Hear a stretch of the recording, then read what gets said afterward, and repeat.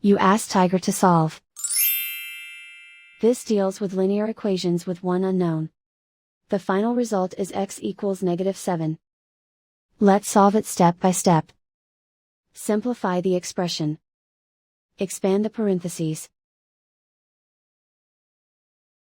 Multiply the coefficients.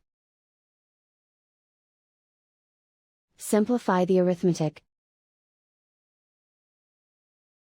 Group all constants on the right side of the equation. Add 18 to both sides. Simplify the arithmetic.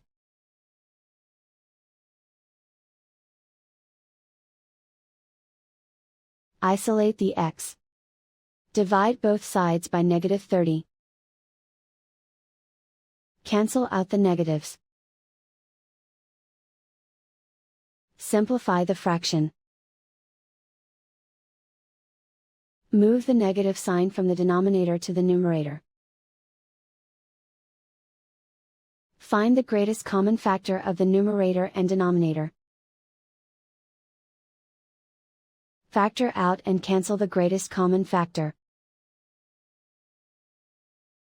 And so the final result is x equals -7.